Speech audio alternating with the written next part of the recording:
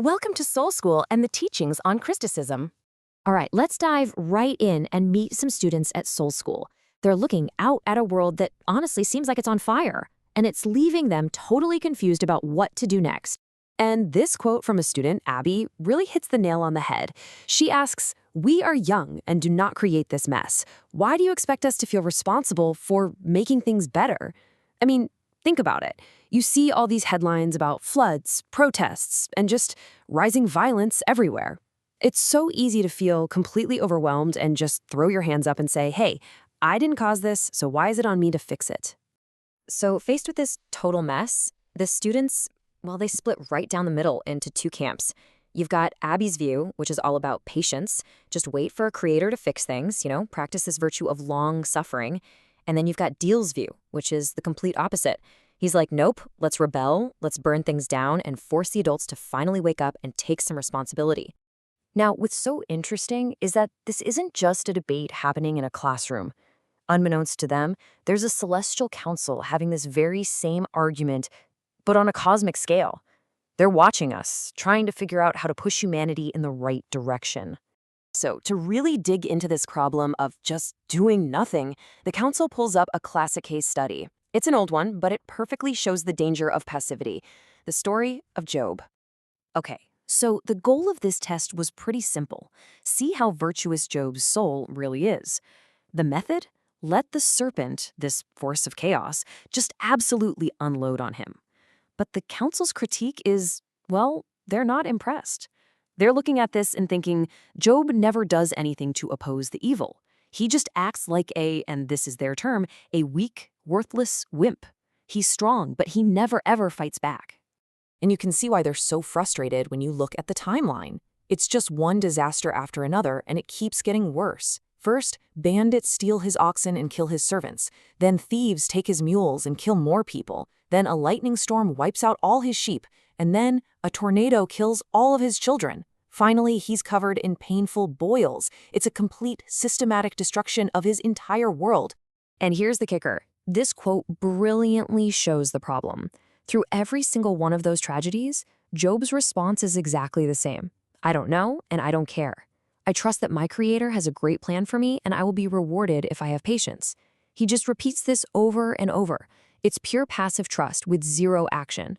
So this is what the council calls the job trap. It's this belief that faith without action or patience without power are somehow virtues. It's this idea that you should just passively watch your world get destroyed while you wait for a savior.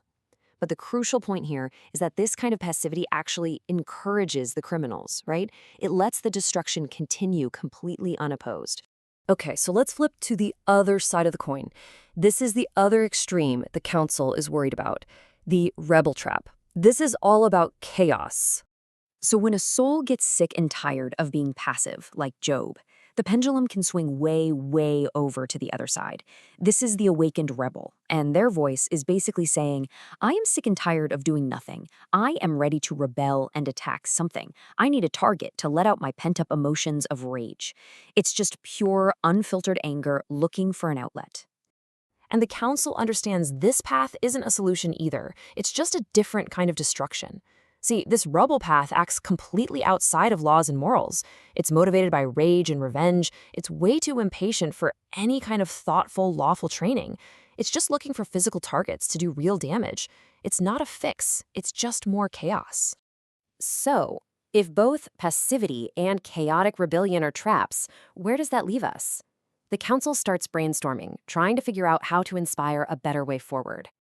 And when you see them side by side like this, it's so clear.